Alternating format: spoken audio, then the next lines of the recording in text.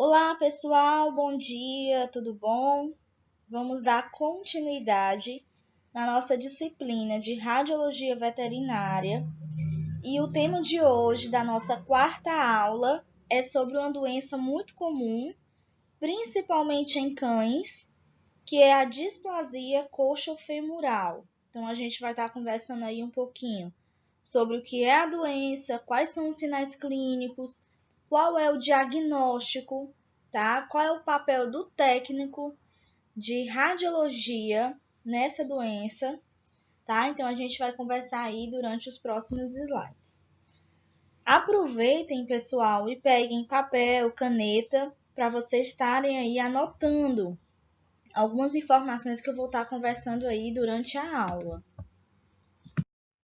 Vamos aqui relembrar um pouco sobre a anatomia veterinária, principalmente nos cães, tá?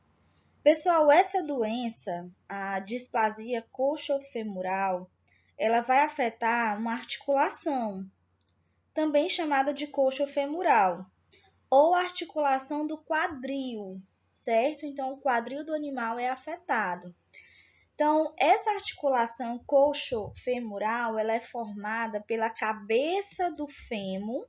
Então, a gente tem aqui, ó, nessa região, a cabeça do fêmur, que é um acidente ósseo, né? Vocês lembram? Que é uma superfície aí articular hemisférica, com esse formato, e pelo acetábulo, né? O que é o acetábulo? Essa superfície articular em forma de meia lua, né? Então a gente tem aqui o acetábulo justamente para acontecer o encaixe da cabeça do fêmur juntamente com o acetábulo, certo? E além disso, nós temos também outras estruturas que fazem parte dessa articulação, tá? Nós temos aí o ligamento transverso do acetábulo, então a gente tem um ligamento que forma essa articulação. Nós temos a membrana sinovial, que é a membrana que vai recobrir essa articulação, tá? Nós temos também o ligamento da cabeça do fêmur, tá? Ligamento aqui da cabeça do fêmur, ou também chamado de ligamento redondo. E nós temos a cápsula articular também, tá? Então, pessoal, a articulação ela vai envolver exatamente essa região do acetábulo, a cabeça do fêmur e esses ligamentos aqui que estão próximos, né? Tanto a cabeça do fêmur quanto o ligamento transverso do acetábulo. Aqui nós temos uma radiografia da articulação coxofemoral normal. Por que está normal? Porque a gente não vê nenhum problema, nenhuma doença articular, nenhuma displasia envolvendo aí os ossos, certo? Então, pessoal, a região do acetábulo, ela é uma região que é uma cavidade, que ela é formada justamente pelos ossos do quadril, que é o osso ilho, o isquio e o pubis, certo? Relembrando, a articulação coxofemoral, ela fica exatamente aqui, ó, na cabeça do fêmur. Então, aqui nós temos, tanto do lado direito quanto do lado esquerdo, a cabeça do fêmur, tá? Então, a articulação vai envolver essa região, vai envolver também o colo do fêmur, colo, que é essa outra região mais embaixo, no meio, ok? E a região do acetábulo, que é justamente o encaixe do osso do quadril, que ele é formato aqui de meia lua, certo? Pessoal, essa configuração anatômica, né, ela vai conferir ao animal uma certa estabilidade e congruência, tá? Que vai permitir uma grande amplitude de movimento. Então, a gente vai conseguir vários movimentos laterais e movimentos aí de rotação do membro pélvico, tá? Então, o osso ele consegue realizar uma certa rotação. Aqui nós temos o fêmur todo, tá? Aqui nós temos mais embaixo a tíbia. Do lado esquerdo também do mesmo jeito, fêmur completo. E aqui nós temos também a tíbia, ok? Então, o que é que significa a doença displasia coxofemoral? Pessoal, ela é uma doença que vai afetar principalmente os cães devido a má formação genética, tá?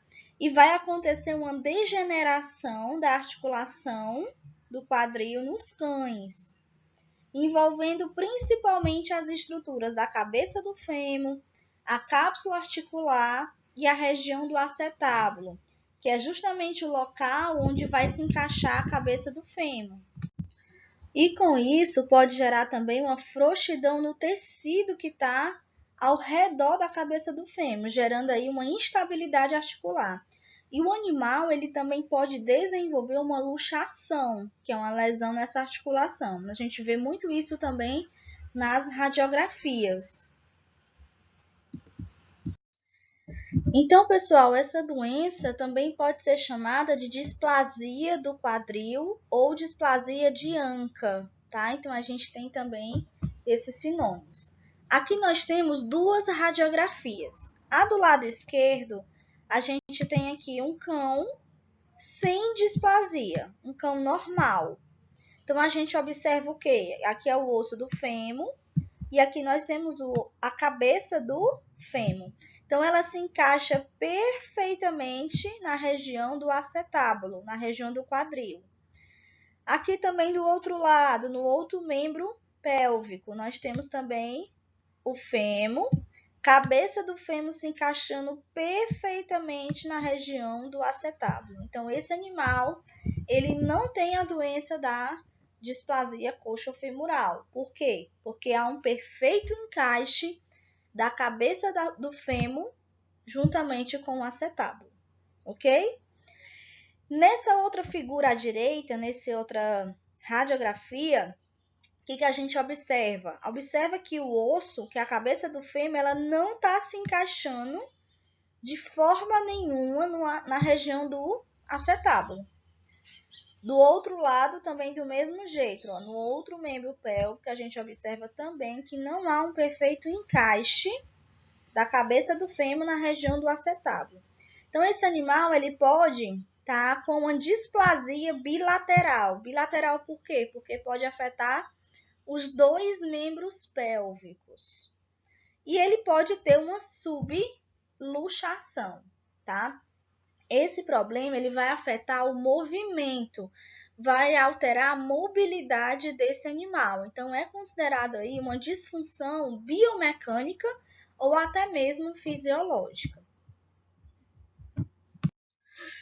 Então, com essa doença, a região que mais sofre, que mais ocorre modificações é a região da cartilagem, devido à pressão que ela é submetida. Então, no início dessa doença, essa cartilagem ela vai se encontrar áspera, com a presença de fissuras. E no decorrer da sua evolução, do seu estado mais crônico, ela vai se tornando aí mais transparente, mais esbranquiçada, até se tornar amarela acinzentada, tá?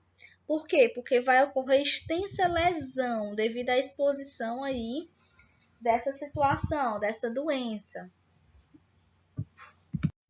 A displasia coxofemoral, ela vai afetar muitas raças de cães, tá?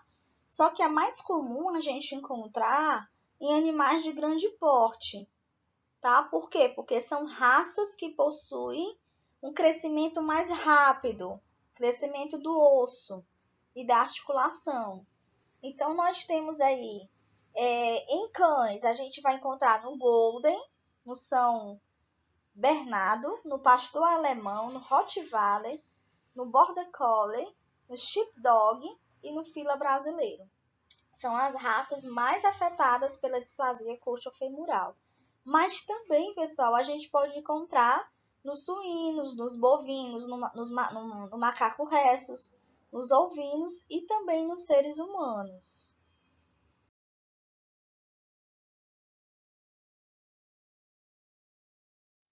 Quais são as causas dessa doença, da displasia coxofemoral? Pessoal, o componente genético, né, é um grande fator aí para estar sendo transmitido de geração em geração. Então, Se aquela fêmea ela possui o gene para desenvolvimento da displasia, o filhote, consequentemente, ele pode estar desenvolvendo a doença no futuro. Então, ela é como causa o fator genético. Existem alguns estudos que investigaram que alguns cromossomos estão associados, tá? Por exemplo, o cromossomo 8, né, ele teve uma associação mais significativa para desenvolver a doença nos filhotes.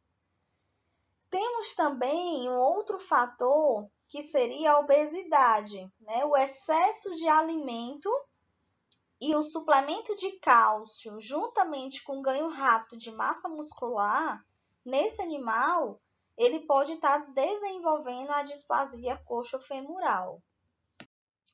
Então, pessoal, o crescimento rápido que alguns cães têm, principalmente em cães de grande porte, pode afetar a articulação devido ao excesso de peso e, consequentemente, vai afetar o desenvolvimento aí da massa muscular, que é muito maior do que o osso. E aí pode estar prejudicando, como fator de obesidade, prejudicando aí as articulações coxofemoral, ok? O excesso de atividade física também é um dos fatores, né? Porque vai forçar o animal ao movimento daquela articulação. E temos também o tipo de solo. O tipo de solo é onde o animal constantemente pisa. Então, aquele solo liso, né, que vai estar afetando também aí e prejudicando a articulação.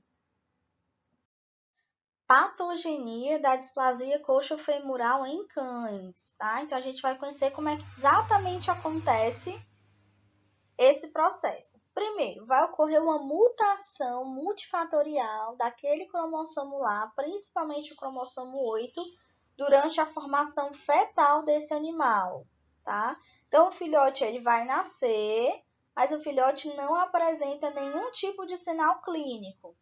Na segunda semana, há o alongamento da cápsula articular e do ligamento da cabeça do fêmur.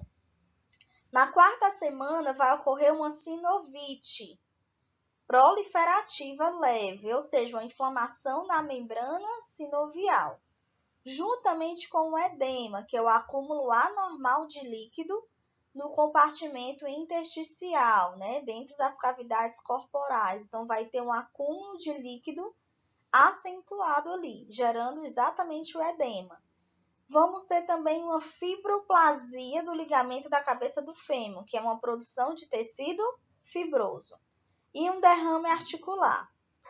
Com 12 semanas, o animal ele vai apresentar alteração no líquido sinovial e na cartilagem articular.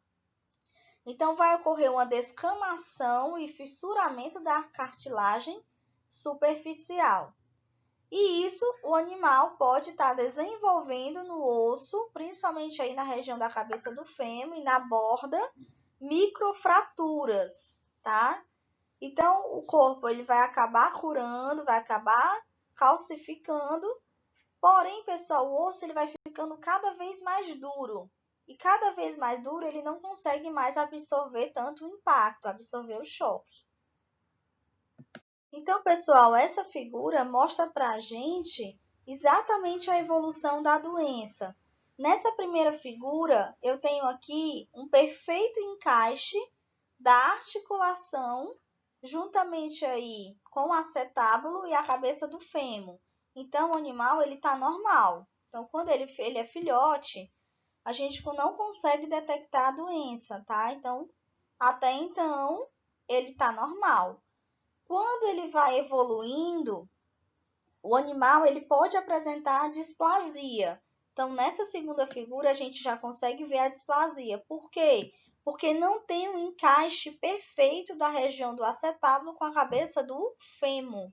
Não está encaixado direito. Então, o animal ele tem a displasia.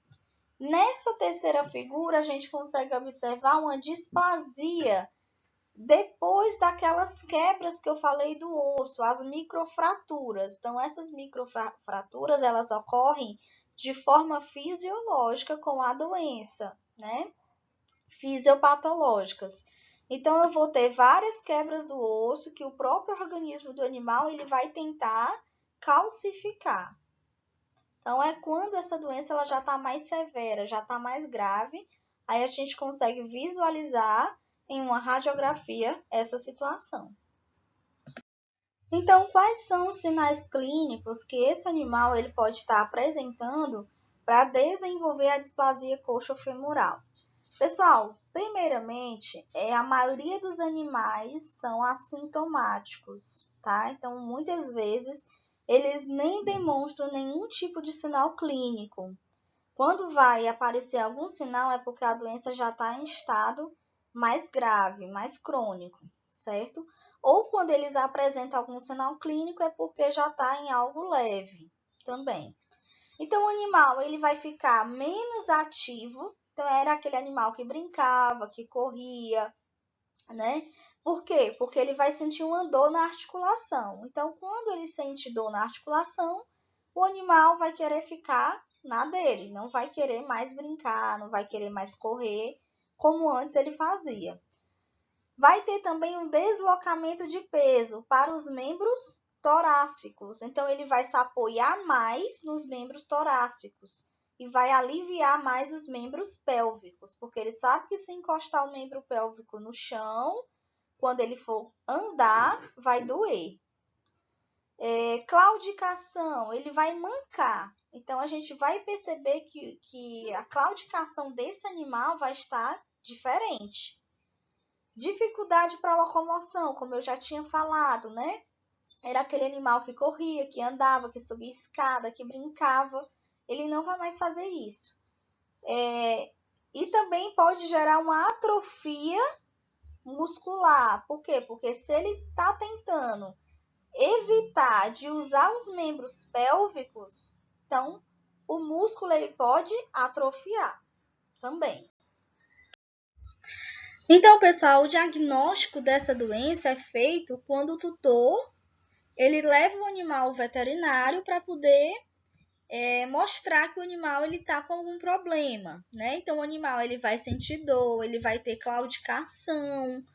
E aí é interessante investigar essa queixa, investigar também se ele mudou algum hábito, há quanto tempo ele está assim, né? Quais são os sinais que ele sente, se ele sente dor, se ele evita tocar a pata do membro pélvico no chão, né?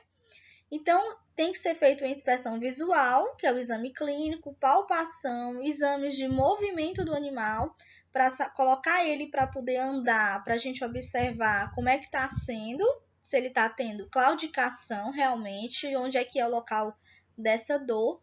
E um ponto aqui muito interessante é a solicitação de raio-x para esse animal, tá? Então, é como exame complementar, para definir o diagnóstico, é solicitado o exame de raio-x para avaliar justamente a articulação coxofemoral, que vai envolver o quê? A região do acetábulo e a região da cabeça do fêmur. O Conselho Brasileiro de Radiologia Veterinária, o CBRV, ele orienta o profissional, o técnico ou veterinário, ao realizar o exame radiológico, ele fazer com alguns critérios. Então, nós temos aí o critério, por exemplo, de idade, tá? No qual um diagnóstico definitivo, ele só é após 2 anos de idade do animal. Então, a gente só vai conseguir ter um diagnóstico definitivo quando o animal fizer exatamente 2 anos de idade. Tem que ser feita a contenção, no caso aqui, desse exame específico é a contenção química. O que é a contenção química?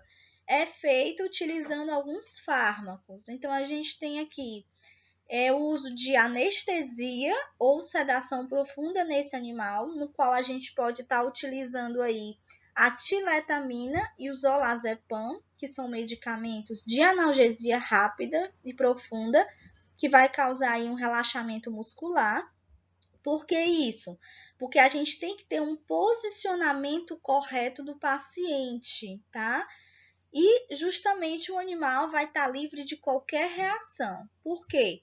Porque ao momento que a gente posiciona o animal, a gente vai estender do jeito que está essa figura. Vocês observam que o profissional ele está estendendo o membro pélvico, segurando aqui na região do tarso. Então, ele vai estender o membro para que realmente consiga realizar o raio-x, certo? Quando a gente faz esse movimento de extensão do membro pélvico, o animal ele sente uma dor imensa, então ele vai ter uma reação, ele não vai deixar realizar o exame. Então, é interessante e é aconselhado pelo Colégio Brasileiro de Radiologia Veterinária, exatamente o profissional que vai fazer o exame, ele observar se o animal ele está sedado. Mas quem faz a sedação é o médico veterinário, certo, gente? Então, o técnico de radiologia, além desse critério, né, de observar se realmente o animal ele está sedado, é também em função dele fazer o posicionamento correto, identificação do exame, no caso, colocar o nome do animal, a raça, a espécie, o lado da articulação que está sendo radiografada, se é o lado direito, se é o lado esquerdo, isso é muito importante também. O tamanho do filme, né, o tamanho no qual você vai escolher para colocar o animal. Então, isso tudo, gente, são critérios importantes do Colégio Brasileiro de Radiologia. Então, pessoal, para vocês verem quanto é importante realizar um exame de qualidade radiográfica, né? Porque é justamente através do exame que o médico vai conseguir visualizar a região anatômica, certo? E vai conseguir dar o diagnóstico para esse animal. E eu falei que o exame de raio-x, ele é o exame ouro, considerado aí na displasia coxofemoral. É exatamente através do exame radiográfico e através dos sinais clínicos do animal que o médico veterinário vai conseguir fazer o diagnóstico da doença, tá? Então, sabendo disso, vocês têm que realmente fazer um exame de qualidade. E como é que a gente vai fazer esse exame de qualidade? Primeiro ponto, saber identificar se o animal vai estar sedado. Então, o animal já chega na sala de raio-x já sedado, certo? Ele já vem assim. Segundo ponto é o posicionamento. Então, o ideal é que o animal seja posicionado da forma correta, certo? Radiografias devidamente identificadas. Então, é obrigação de vocês mesmo, como técnicos, colocar o nome do animal, a espécie, tá? Se é o lado direito, se é o lado esquerdo que está sendo radiografado, identificar o nome desse tutor também. Então, identificando tudo isso também é importante. E o tamanho, como eu falei aí, do filme, né, que vai ser utilizado para incluir toda a região da pelve e também a articulação femoral, tíbia patelar do paciente, tá certo? Pessoal, o padrão de qualidade do exame, ele deve oferecer condições de visualização da microtrabeculação óssea da cabeça. Então, vai avaliar a região aí da cabeça do fêmur e do colo do fêmur também. E ainda traz as margens da articulação coxofemoral, principalmente aí a borda acetabular dorsal, ok? Então, nessa radiografia aqui à esquerda, eu consigo visualizar o posicionamento correto da região pélvica, que a gente vai falar agora nos próximos slides. Então, pessoal, chegamos agora numa das partes mais importantes da nossa aula, que é o posicionamento radiográfico e a incidência para realizar o exame de displasia coxofemoral em cães. Então, pessoal, vocês vão posicionar o animal de forma que ele fique em decúbito dorsal, como mostra essa figura, utilizando aí a radiografia convencional. Então, é o raio-x convencional, certo? Pessoal, a projeção utilizada, no caso, a incidência, é ventrodorsal, certo? Então, é utilizado aí ventrodorsal. Então, o paciente, ele tem que ser bem posicionado, porque ele já vai estar anestesiado de maneira que no exame se consiga visualizar exatamente a cabeça e o colo do fêmur, além da borda acetabular também, ok?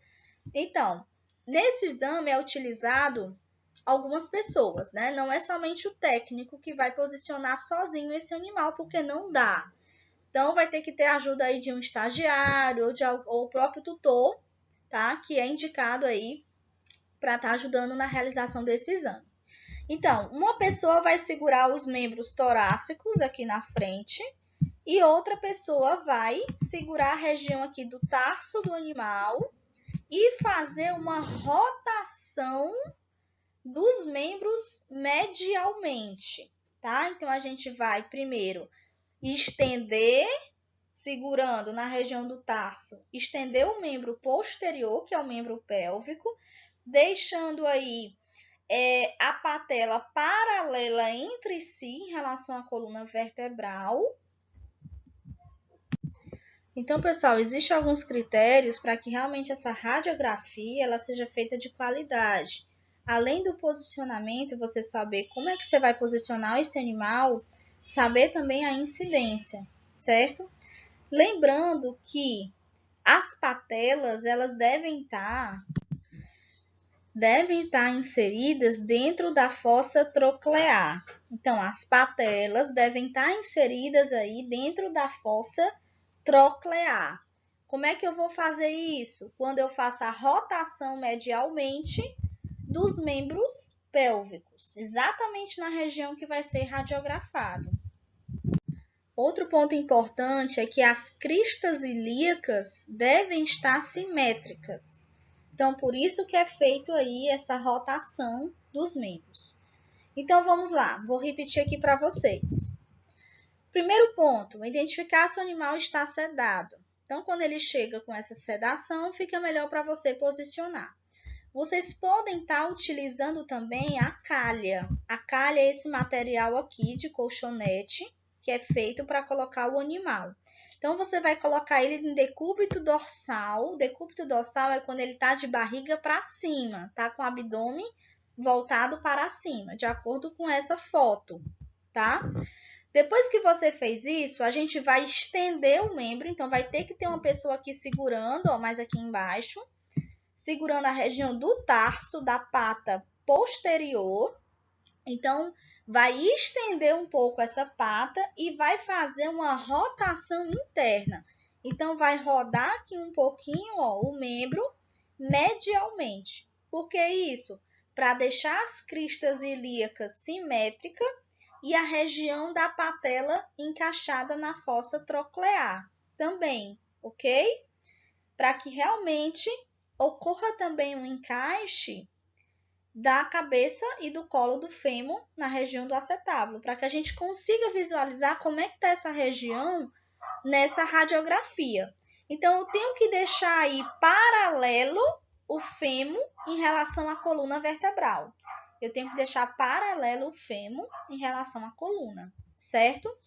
Professora, qual é a projeção? Projeção é somente uma para realizar a displasia coxofemoral. Uma projeção, que é chamada de ventro dorsal. Então, pessoal, eu coloquei essa figura aqui para justamente falar para vocês sobre o diagnóstico definitivo, que eu falei que só é após 2 anos de idade do animal. Então, a gente vai posicionar ele em uma calha. Calha é esse colchonete aqui, ó. Então, a gente vai colocar ele em decúbito dorsal. Uma pessoa vai segurar aqui, ó, a pata posterior, segurando na região do tarso e fazendo um movimento de rotação medial, deixando paralelo a pata em relação à coluna vertebral, certo? Para justamente o raio conseguir aqui, ó, penetrar e conseguir identificar a região da articulação coxofemoral, ok? Tem que ter outra pessoa segurando também um membro desse outro lado, do lado esquerdo aqui na região cranial, outra pessoa segurando, enquanto o técnico faz o disparo, ok? Lembrando, pessoal, que tem que usar os EPIs, certo? Então, é indicado aí a luva, o protetor de tireoide, os óculos, O avental plumbífero, o avental de proteção, é indicado também. Não se pode esquecer disso. A proteção radiológica.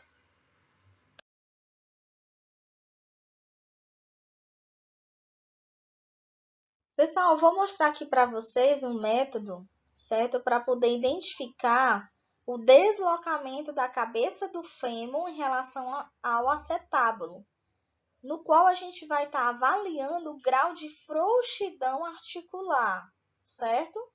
Então, é como se fosse uma escala de ângulos que vai justamente mensurar o grau de luxação articular. Então, ele é muito avaliado para detectar o deslocamento da cabeça do fêmur em relação ao acetábulo, ok? Então, existe uma classificação no qual o animal é classificado do A ao E de acordo com o grau de luxação, justamente pela mensuração do ângulo de Norberg. Esse ângulo e essa classificação é feito pelo médico veterinário, tá certo? Não é feito pelo técnico de radiologia. O técnico faz somente o exame, certo? Mas eu trouxe aqui para mostrar a vocês que existe esse tipo de método, tá? Então, só a nível aí de conhecimento, eu trouxe aqui para mostrar a vocês e vou mostrar também algumas radiografias. Então, nós temos aqui a categoria A, que significa que o animal não tem displasia, tá? Porque a cabeça do fêmur e o acetábulo, eles estão simétricos, eles estão encaixados, então eles estão congruentes, tá? O acetábulo crânio lateral é nítido e arredondado, acompanhando aí o contorno da cabeça do fêmur. Por quê? Porque há um perfeito encaixe, no qual o ângulo de Norberg, quando se faz essa medição, ele é maior ou igual a 105 graus. Nós temos a categoria B, o animal está suspeito de displasia, onde ocorre de forma incongruente a cabeça do fêmur e o acetábulo, e o ângulo está maior do que 105 graus, mas a cabeça do fêmur e o acetábulo é menor do que 105. Categoria C, o animal tem uma displasia leve, tá? No qual a cabeça do fêmur e a região do acetábulo eles estão incongruentes, ângulo de Norberg entre 100 e 105. Vai ter também alguns sinais, né, como osteoartrose, tá? Então a gente pode observar na radiografia uma pequena deformidade da cabeça femoral, um rasamento do acetábulo, um espessamento do colo femoral. Na categoria D, nós temos uma displasia moderada, na qual a gente não consegue ver uma simetria, um perfeito encaixe de jeito nenhum, nem da cabeça do fêmur, nem na região do acetábulo. Podemos observar também uma subluxação e o ângulo de Norberg é entre 90 a 100. Sinal também de osteoartrose. Categoria E é uma displasia grave, onde o animal vai ter uma subluxação, luxação da cabeça femoral, ângulo de Norberg totalmente diferente do que o normal é maior do que 105, e aqui no caso vai ser menor do que 90. Então a gente vê também várias alterações de osteoartrose naquela região, ocorrendo aí uma displasia grave. Pessoal, aqui nós temos uma radiografia de um cão Rottweiler com 18 meses de idade. A gente consegue observar que há um perfeito encaixe aqui da cabeça do fêmur com a região do acetábulo, tanto no membro direito quanto no membro esquerdo, tá? Então, a gente consegue visualizar aqui pelo ângulo de Norberg, que o ângulo é entre 106 e 105. Então, a gente observa que está normal, porque normal é 105, né? Como eu havia falado. O animal não tem sinal nenhum de displasia, porque há esse perfeito encaixe, ok? Pessoal, hoje está tão moderno a área de diagnóstico por imagem que existe já um programa de computador que já consegue fazer essa mensuração. Antigamente era feito na régua, né? Hoje já não é mais assim. Hoje já existe um programa que já faz essa medição aqui desse ângulo para que o médico consiga detectar se o animal ele tem displasia ou não. Pessoal, aqui nós temos uma outra radiografia de um Golden, de um cão da raça Golden, com articulação próxima do normal, tá? Porém, o ângulo é de 104 no lado direito, então a gente vê que o ângulo aqui é 104 do lado direito, que indica o início de uma displasia coxofemoral. Por quê? Porque até 105 é o valor normal, certo? Então, tá um pouco baixo, né? 104. E do lado esquerdo a gente tem o quê? 106, ok? Então, aqui é uma suspeita de displasia coxofemoral, principalmente aí no lado direito. Aqui eu tenho uma radiografia de um Golden também, mas que ele tá com displasia coxofemoral leve, certo? Por quê? Porque o ângulo de Norberg tá em torno de 100, tá? Tá em torno de 100 na região aqui da cabeça do fêmur junto com o acetábulo. E há também um ligeiro achatamento da borda acetabular crânio-lateral. Então, esse animal, por estar com esse ângulo de 100, tá menor do que 105, que seria o normal, ele está considerado aqui como coxofemoral leve, categoria C. Já nessa foto desse raio-x, eu também vou ter um animal golden, mas ele apresenta uma displasia coxofemoral moderada. Por quê? Porque o ângulo de Norberg está 95 do lado, 91 do lado direito, certo? E do lado esquerdo tá 92, certo? Então, como eu falei, essa medição ela é feita pelo próprio programa no computador, quando é radiologia digital, certo? Então, o que a gente observa? Uma displasia coxofemoral moderada. Aqui também eu tenho uma outra radiografia da pelve de um Golden com displasia coxofemoral severa. Por que é severa? Porque o ângulo de Norberg do lado esquerdo tá de 87, certo? E o ângulo direito tá de 98. O que é que significa? Que tá menor do que 105, que é o normal. Então, a gente deduz aí que a displasia ela é severa, principalmente a articulação do lado esquerdo, que deu 87 de grau, de acordo com o ângulo de Norberg. Então, pessoal, já estamos aqui chegando no final da nossa aula, tá? E a gente tem que relembrar os pontos mais importantes no caso do papel do técnico de radiologia. Só relembrando aqui, é importante ele conhecer os critérios do Conselho Brasileiro de Radiologia Veterinária, que são aqueles que eu falei. O animal tem que estar muito bem identificado, a radiografia tem que ter o nome do animal, a espécie, a raça, o nome do tutor, qual foi o membro que foi radiografado, se for o membro direito, se for o membro esquerdo. E o técnico de radiologia, ele deve também saber o posicionamento desse animal. Então, como é que a gente vai posicionar o animal? Utilizando aí uma calha, que é aquele colchonete, certo? Vai posicionar o animal em decúbito dorsal, certo? E vai precisar da ajuda de mais pessoas. No caso aí pode ser estagiário, pode ser o próprio tutor, tá bom? Então, vai ter que ter aí no mínimo umas 2 pessoas para poder ajudar a posicionar o animal. Então, vai fazer a extensão do membro pélvico e, ao mesmo tempo, vai fazer uma rotação medial próximo ali à região do tarso, para poder igualar as patelas juntamente com a coluna vertebral, ok? Não tem que fazer essa rotação, não pode deixar o animal solto de qualquer jeito, não. Outro ponto importante é utilizar a radioproteção, tá? Utilizar os EPIs necessários, sempre, em qualquer tipo de exame. Então, tá utilizando aí o avental de proteção, as luvas, o óculos, o protetor de tireoide Quem tiver realizando o exame, seja o ajudante ou o técnico, tem que utilizar os EPIs, tá certo, gente? Então tem que fazer isso aí. Bom, o papel de vocês é esse, né? Posicionar, saber qual é a projeção, é apenas uma que é utilizada na displasia, que é justamente a projeção ventrodorsal, ok? Ventrodorsal.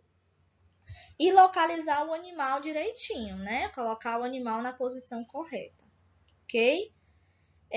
O animal ele já vem sedado, então é interessante observar isso aí também, tá certo? Se ele está realmente sedado, porque isso é uma recomendação exatamente do Conselho Brasileiro. É obrigatório qualquer exame de displasia coxofemoral, o animal ele está sedado ou anestesiado.